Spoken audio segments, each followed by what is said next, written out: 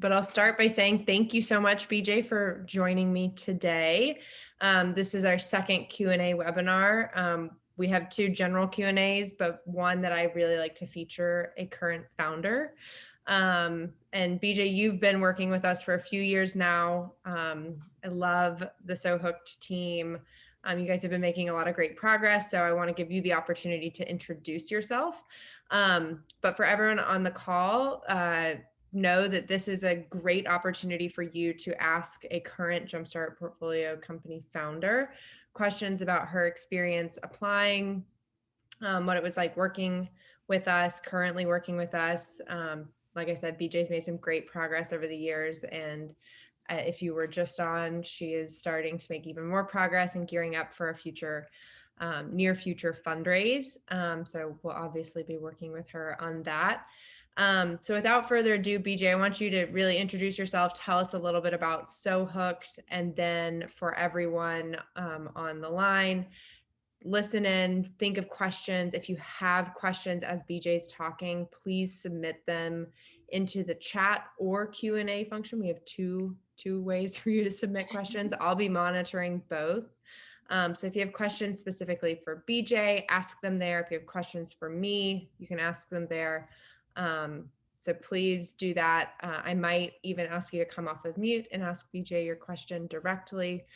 But without further ado, BJ, tell us a little bit more about So Hooked. Yeah, well, Eller, thanks so much for inviting me. And I'm so excited to be able to share just how great my experience was with Jumpstart Foundry. And you can see it never ends. So it doesn't end. I was the class of the 2018 portfolio, and Yep. I still leverage the team, definitely on a regular basis. But just to give you a little bit more insight into who I am and what we do. As Eller mentioned, I'm BJ Williams. I'm the founder and CEO of So Hooked. We are the only gift rewards benefit platform focused exclusively on wellness experiences. So think healthy food, fitness, apparel. We have over 200 plus brands that we partner with that are both live and on demand, which means something these days, given we're in a pandemic world, with leading brands like Athleta, YogaWorks, and Rejuice. We primarily sell to enterprises, health plans, as well as employers, as a way for them to really elevate their wellness offerings so they resonate with today's consumers. So everybody probably on this call knows how broken healthcare is. And, one of the pieces that really is ripe for innovation is around sort of the wellness offerings. And so we really just make it easy for companies like Blue Cross Blue Shield. We partner with Highmark. We partner on the employee side with actually the CIA. We just became one of our customers. So that's news to me. That's awesome. I know. I was like, wait, do I have security clearance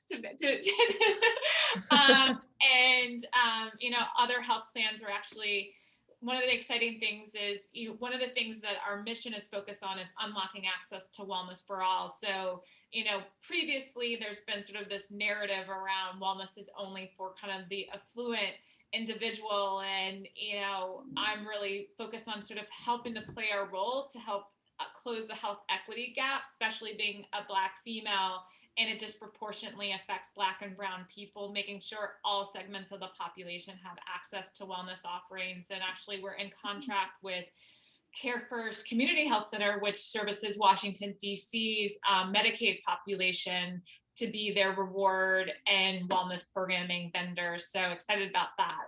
But anyways, I know this is less about me and more about you guys. So really excited to be here to answer any of your questions. And as I mentioned before, Jumpstart is a great, really a strategic partner. I always say that friend on your cap table. So yeah.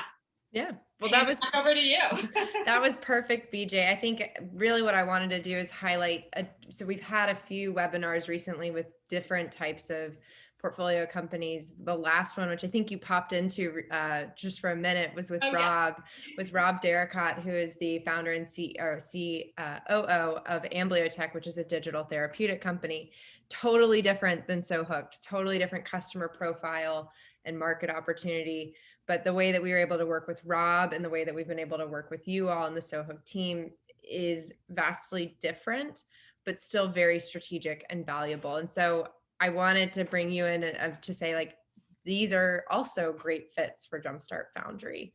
But maybe to get some questions flowing from the attendees, just maybe can you tell us a little bit about the state of your company when you first, take it back to 2018, when you were first thinking about applying for Jumpstart? Really, what was it you were looking for in terms of capital funding, and support around the business that made us an attractive option for you at the time? Yeah, so I mean, it was definitely very early stage. I founded the company in 2017. We were sort of playing with our model and testing different models. It's clearly not, it wasn't even the model that we have today. And, one of the reasons that I was excited about partnering with Jumpstart is that they're just so well known in the healthcare industry, and they have this community that, I knew healthcare companies was a segment we really wanted to penetrate. And so just having access to the community of advisors, or clearly investors, or just people to potential customers, people to really sort of test our hypothesis. Does this make sense? Does this not make sense? What are people saying? How we might be able to iterate, was something I was really looking for. Being an entrepreneur can be lonely. So making sure you have quick access to people to be able to be those sounding boards is critical. Yeah. And that's something that we really focus on is, making sure that you feel like you can always come to us when you need us. I know that you've experienced some of this where we talk very often for a brief stint of time, and then you like go off and work and our heads down, and then I don't hear from you for a few months. That's to be expected. And in fact, that's kind of the MO with Jumpstart, is that it's not a traditional accelerator.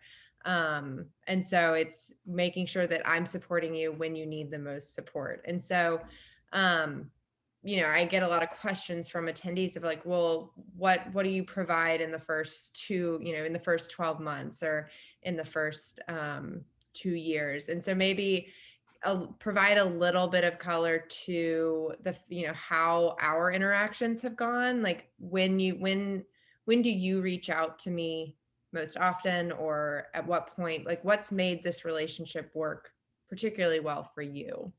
Yeah, so I think, just even having a safe space where I could reach out when, we were just having a conversation. For those who are on the call in the beginning, of even sort of thinking about, well, should we do in terms of a smaller fundraise? When we should do a bigger fundraise? What are some of those milestones that we should accomplish? What is that story and that narrative that we should be telling when, our, Blue Cross Blue Shield was sort of our first big customer that we brought on the platform, like how to leverage that opportunity, for not only to gain potential future customers, but also in terms of an investor narrative.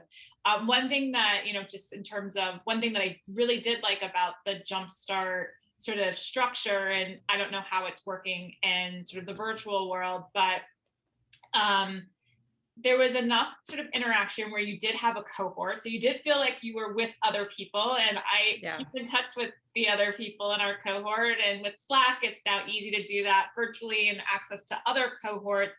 And you got to see people kind of like 3 times in the beginning. But what was really nice is, I'm married, living in DC. We're all sort of across the country in different places. And there's no requirement that I had to like pick up and move to Nashville in order to be able to get advice, especially given the Jumpstart network is so vast and can be, way beyond sort of the Nashville epicenter. So I really love that aspect of it was more personalized, it was and customized. It wasn't sort of prescribed and kind of like get in and get out. And we're just going to get everybody set for demo day. And once you're done with demo day, that's kind of the end of sort of the relationship with the organization. It really is, okay, we're investing in you early, and we're going to figure out like where, like when you need to raise your hand, and we'll be able to help you. And if we think you need some support, even if you're not raising your hand, we're going to reach out. Yeah, no, absolutely. And I think that is, I don't know, that's again, the typical experience that we would like to deliver. And in a typical world, we would have you all in person, kind of for sure at onboarding. We hosted a great founder summit, which of course the first one, and we weren't able to host a second one because of COVID. But we do really emphasize that cohort and making sure that you are joining a group of fellow founders that are in healthcare. They're navigating these horrendous sales cycles together, sharing advice, best practices. I think that's a big part of the program. Again, for everyone that's on, please feel free to submit questions in the Q&A or the chat. I have one great question actually of kind of the success rate of applications that we get. So Jumpstart Foundry every year, we are getting somewhere between 250, 300 applications. This year is a unique year in that we are going to be able to make close to 33 investments, which is fantastic, but that means the acceptance rate goes up. So likely around a, 10%, 8-10% acceptance rate, which is, not super high, but still much better odds than in years past. And so Dimitri, for your question there, I can understand that you've filled out a lot of applications and have zero response. That's likely because just acceptance rates are very competitive, but I'm excited to say that we're going to be making 33 investments. We'll probably do 20 or so in the spring and then the remaining in the fall. But our goal is to make sure we provide that cohort experience, just like BJ had, where you come in on board with your fellow cohort members, develop the relationships. And then BJ, something that's new that we're implementing that you did not get to have experience in your onboarding process, but hopefully can join in on as we're developing it, is peer group forums. So making sure that we have like a set group of 7 to 8 founders that meets monthly to actually create that space to share advice, kind of peer coaching. It has to be a safe space for you to share all the triumphs and troubles that you're going through. I found that that's one of the most beneficial things that we can provide, is not necessarily here's how to fix it, but at least here's a platform to discuss it. So that's Oh, that's awesome. Well, yeah. founders therapy is real. So It's very real. And it's something that I, whenever I'm talking, not just with you, BJ, but with other founders, it's that, okay, I have all of these different roads in front of me. Which one do I go down? And that's really what Jumpstart we're positioned to do well, is you're presented with 3 different investor options of, here are 3 different ways that I could fund this company. What's going to be the best for you as the founder, as the team, the company, or investors, making sure that we help you think through all of those opportunity.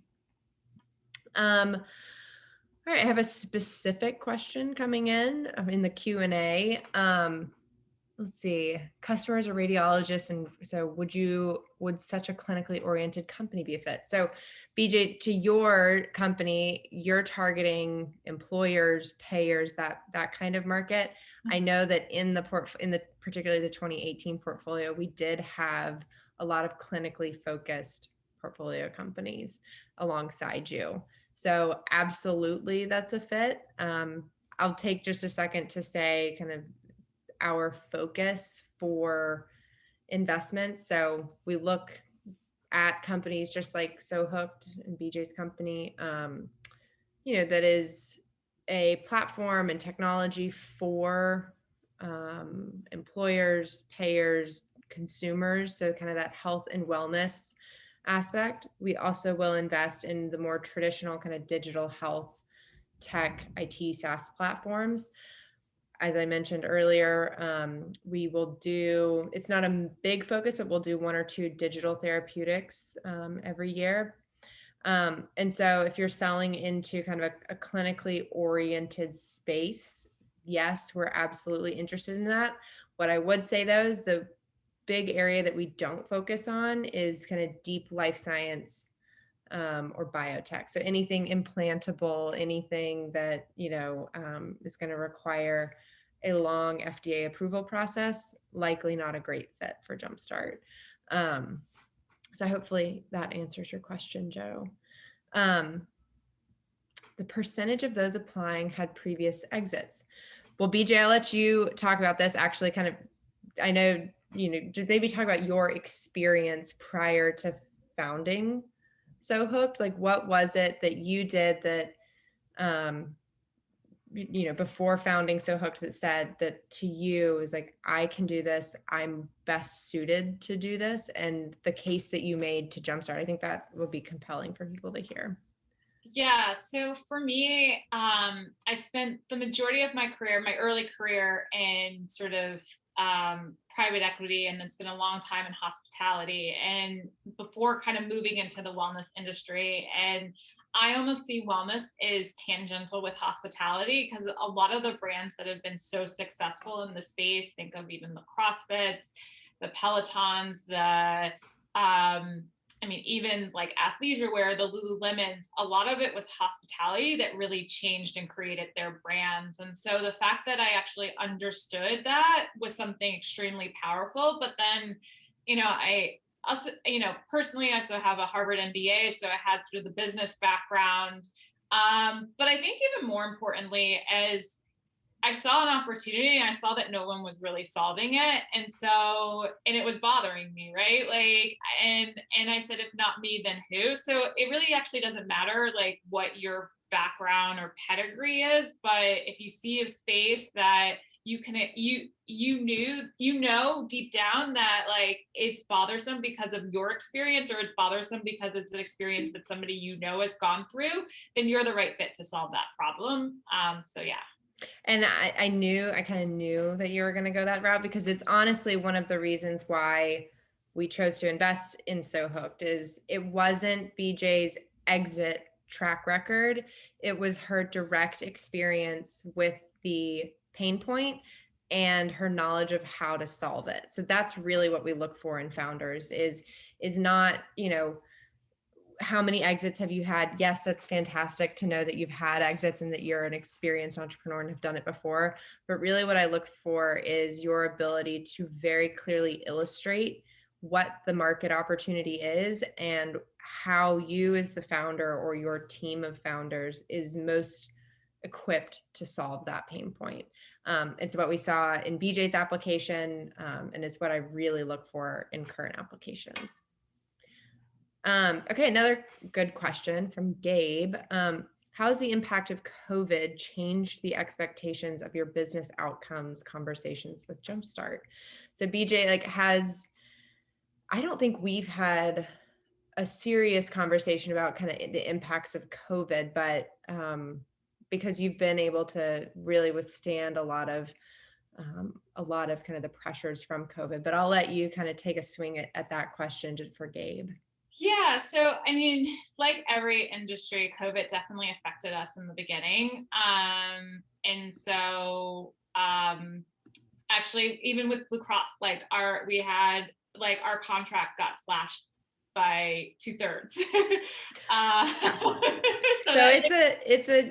It was real. It was real. It was real. The other thing is we had, we're offering wellness, and we had secured and curated all these amazing offerings, and we had to make sure that a lot of them could move to the virtual world. So we completely reshifted our strategy and our focus, and was able to pivot pretty quickly around that. But I think one of the best parts about COVID, and obviously COVID, I would not have wanted people to go through COVID to get there, but it's made people appreciate their well-being it now more than ever. And we've experienced, there was a wellness wave starting before, and it's like created a tsunami. So it really we start seeing it as fourth quarter, and now going into fourth quarter, like wellness has moved from a nice to have to a must have. It's like, it's a non-negotiable, and I don't have to educate customers on that. It's like, okay, Gabe, we get it. Okay, now what's your solution? Yeah. No, I think that's actually a really important point to make is COVID has highlighted a lot of a lot of really needed and I think known improvements to the healthcare industry. Everyone's known about it, everyone's talked about it, but it's created an impetus to actually put funding behind it. And so, I love that, particularly wellness, like the case doesn't have to be made as strongly as it did prior. So again, the opportunity that I see is not just like, okay, yes, you don't have to prove to me that wellness is important. Like we all know it. It's more so why, like, what is it about this wellness offering that is different from others, and how is it going to provide value to your customers? I think that's really important to define. Jeremy has a great question. And so, BJ, I might have you talk about a little bit how you would define, maybe more specifically, the stage at which you were when you applied for Jumpstart in terms of traction, revenue. Obviously, when you joined, there were, or after you joined, there were a few pivots, but that is absolutely natural and honestly very expected. But can you maybe just paint the picture for Jeremy here of like what pre-seed really looked like for So Hooked? Yeah, so I mean, it was minimal revenue, like Yep. below like $10,000. So we're talking very minimal revenue. Yep. We had a product like an MVP that we were testing in the market, had done some pilots, some paid, some non-paid with customers. We had built kind of a really great pipeline. But that's kind of where we were at. And so it was very early on. And one of the things I love is that Jumpstart is one of those investors that really sees the potential at that earlier stage in the spectrum. Yeah. And I think your note on, minimal revenue is really important. I love to see, like, we review pre-revenue companies, but I actually love to see that minimal revenue. Like I certainly, a lot of times you hear from investors, and BJ, I know you've heard this, like, we want to see more traction. We want to see more revenue. You need to be close to $1 million in ARR. And I'm not looking for that. I'm looking for, even if it's minimal, is it recurring? Are you getting a little bit each month or quarterly from the users or customers that are engaging with you? If so, that's a great flag for me. I'm like, okay, it's not big, but they're showing consistency. So that's a great thing to highlight, even if it is 10K in revenue a month. I think that's really important. Great question from Marcia. The process of introducing a business to the appropriate hospitals and medical professionals. So, BJ, we can talk about this a little bit, and how Jumpstart Foundry kind of maybe just our expectations, or setting expectations around how we open up our network. I'll start, and then you can give some of your experiences of that. But I would say a lot of times I have founders that they join and they're going from crawling to wanting to run a marathon. And they are like, I need an introduction to HCA. I need an introduction to CH. I need an introduction to all these hospitals. And that's all I need. And in fact, a lot of times the companies at this, that we're working with, the stage that they're at is they actually need introductions to smaller customers, test customers. And so the work that we do is really try to help prepare founders to make sure those conversations are as successful as possible. And so first step is making sure that we kind of all set kind of we level the playing field. Where are you in terms of traction? Where are you in terms of presenting the company and the opportunity to customers? And how successful are you going to be in those conversations? We're not just going to immediately open up the floodgates of introductions just because we've given you a check. In fact, like we've given you a check, and that's the door to, we're going to work with you to make sure you are as successful as possible when we do make those introductions. So there is a fair amount of work that has to go into honing your pitch, making sure that you know exactly what you are selling to the market and what the value prop is to the different customers.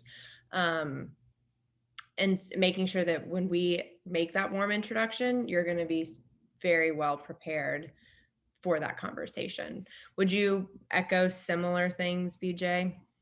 Yeah, no, I would completely echo that. And I think one of the biggest values of the community is not necessarily the introduction to the customer, but it's maybe somebody that has worked with that customer that can help sort of shed light on how the customer would actually perceive your product. Or, you know, I mean, I talked about just sort of the advisors and, you know, the sounding board. I mean, like the healthcare industry, like I didn't come from healthcare. So I think we could all agree, like the healthcare industry is so complex and it's really hard to understand and grasp. So there were so many conversations where I'm like, wait, that's how that works. So that's who that person talks to. So much of it was like being able to talk to people, have really candid conversations and learn and grow so that when I do get the opportunity to talk to a large pair, I know going into that conversation, like Eller was saying, like I know exactly what I'm asking for and I know exactly how I'm adding value, versus like trying to fill that out along the way.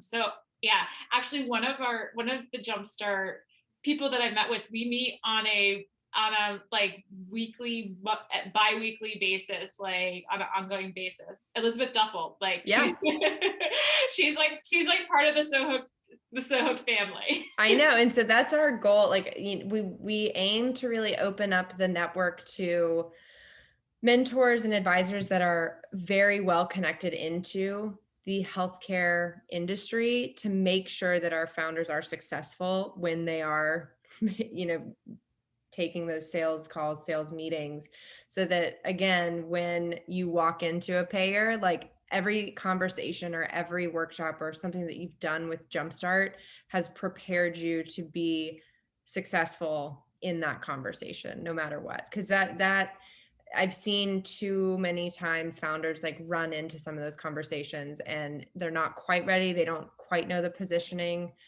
And that's in healthcare, unfortunately, it's a burned bridge, you know, if you mess up that first meeting. So you got to make sure that you are 110% prepped, ready, know exactly the direction that you're going with them before you take the meeting. Okay. So next question. So pre-launch, pre-MVP. So it sounds like you have some people signed up via your website and that you have them using it for free initially. So, BJ, I can't remember. Did you have people use the platform for free? Like yes, but we were selling to employers at the time, and so it was employers using us. We had some that were paying us, and we had some that were using us to try to just learn from. But yeah, they were planted pilots with certain like that we were using to kind of turn into a free to paid partnership. Yeah. And so I think it's a great model for getting early engagement with the product of like the free to paid.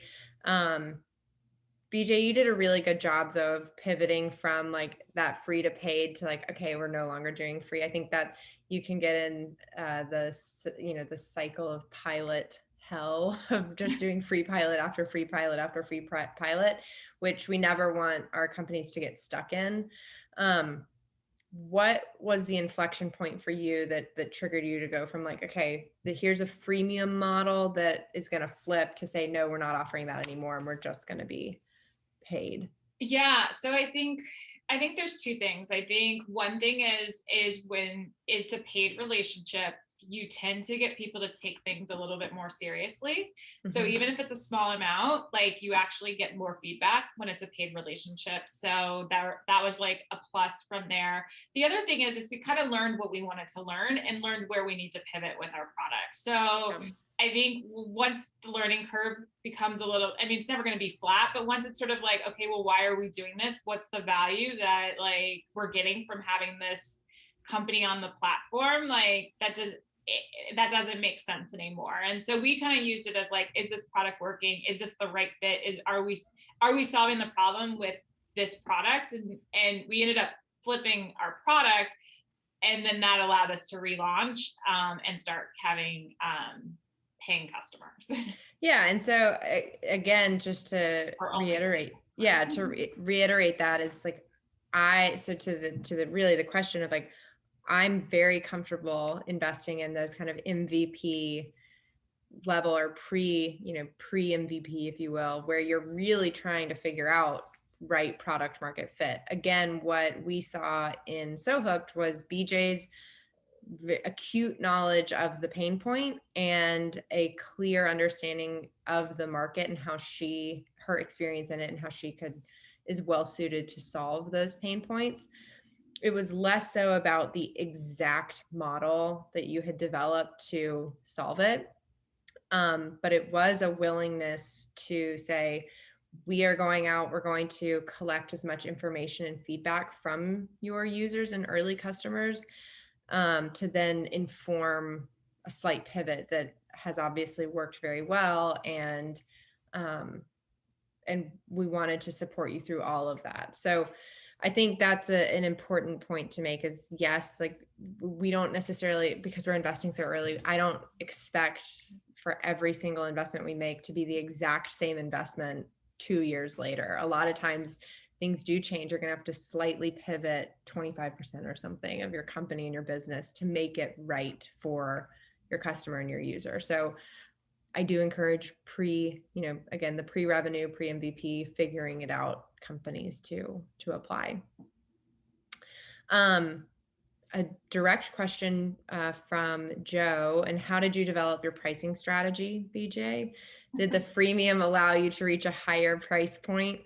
I know there are a lot of conversations around this, but I'll let you answer. Yeah, we're still developing our pricing strategies. That's why I'm laughing is, yeah, I mean, and honestly, one piece of advice that I got, not necessarily from Jumpstart, but just more in general, because we sell to large enterprises, like you have to figure out what their willingness to pay is. And it might not be like, and everyone wants some sort of nuanced solution that, with those larger contracts, like you don't, like the strategy is really trying to figure out what value you're bringing and what budget they have.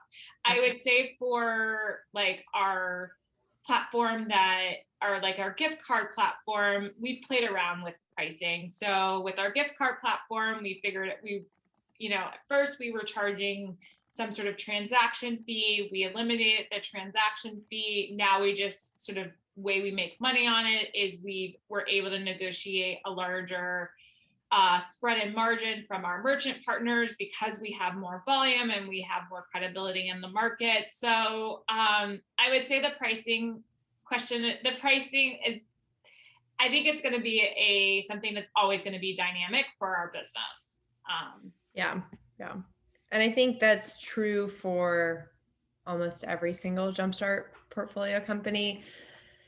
Maybe the exception being those that have that are that next step beyond where So Hooked is right now, so to give everyone a little context, maybe if you joined a little later. So BJ joined in 2018.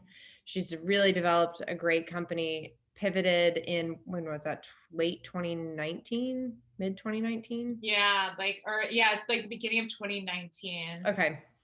So made that pivot, and now you've had a lot of success and are continuing to grow, build traction, but now you're kind of reaching this inflection point of looking to raise to take it to the next level.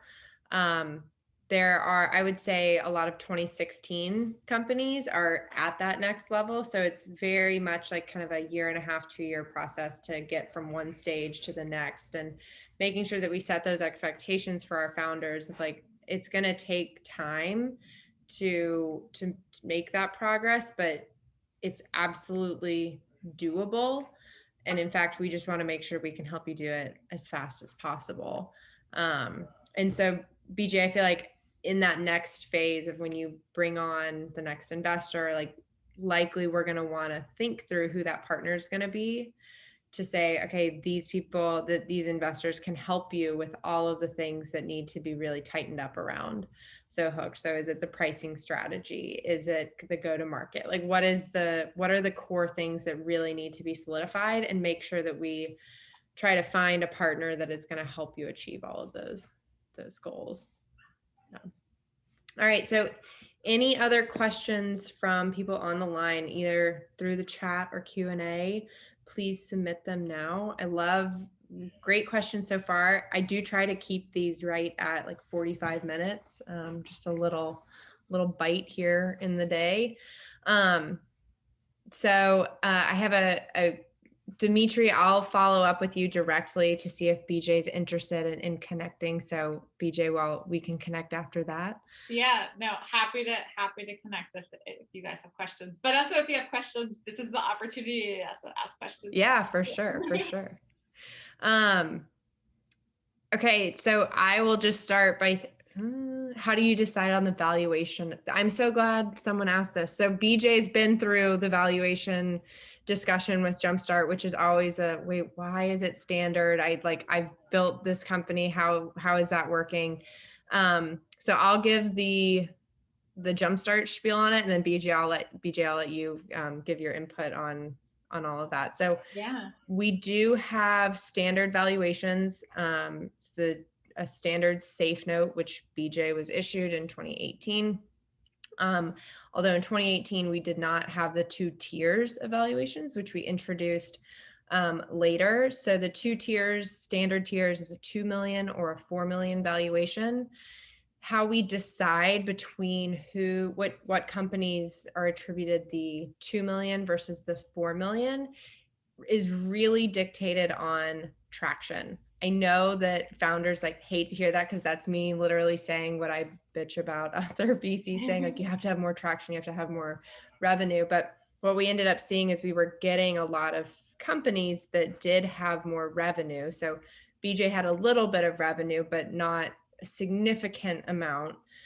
But we were starting to see applicants that had more significant revenue, but weren't quite at that, million ARR stage. And we wanted to be able to create a tier that made sense for them. So that's where the 4 million valuation tier came in. I get a lot of questions from founders saying, like, well, I've raised, a convertible note or safe on a higher valuation from friends and family. That unfortunately does not warrant a higher valuation from Jumpstart. We really do try to be very judicious around, these are the companies that are showing revenue traction in the market that would warrant the higher valuation, not just they've been able to secure a higher term sheet. I think that's a really important nuance to say is, we try to be fair based on traction of the company, where they are, and how much value we attribute based on that. So BJ, I'll let you chime in on like your initial gut of like, oh God, the standard terms, but then navigating through it. Yeah, I mean, I think because of the stage that we were in, it didn't really bother me. I think one thing that the reason I think it didn't bother me is that it was a very seamless process, right? Like there was no complexity in it. I didn't feel like the person next to me, there was some negotiation going on. I didn't have to take that noise and bring that into the relationship with Jumpstart. And I did want them to be invested in the company, right? Like I still, like, as I mentioned, like I still leverage the Jumpstart community and access. And, while I might've spent the initial capital, like they're still very much, part of the SoHook journey. And I want them to feel that they own part of that journey. And so, and that's important. And they've also given us credibility in terms of talking to other investors. They're like, oh, Jumpstart's already vetted you. Okay, like we know you're good. So think of all those things when you're thinking about like the valuation. But I really like that it was not complex and it was systematic, and that it wasn't based off all these subjective things that is very hard during these early stages, because that's where bias really starts to come into play. Yeah, it does a lot. And we've tried to remove, I'm glad you said that because we really have tried to remove as much bias as possible, which again, that's why I get the question of, well, I have another term sheet at a higher valuation. I'm like, that I'm so proud of you for securing that term sheet, but I can't bring my bias or these other investors' bias into how we evaluate and choose companies. I literally have to put you up next to every single other applicant. And if someone else is generating a little bit more revenue than you, then I can't offer them the 2 and you the 4. It has to be very systematic. And that, I'm glad you used that word too, because Jumpstart's process is systematic. I don't want to enter our founder investor relationship with any baggage of a messy negotiation. Like it, in some ways, it just takes all of that out. It is unfortunate because I just have to say these are the standard terms. It's somewhat take it or leave it.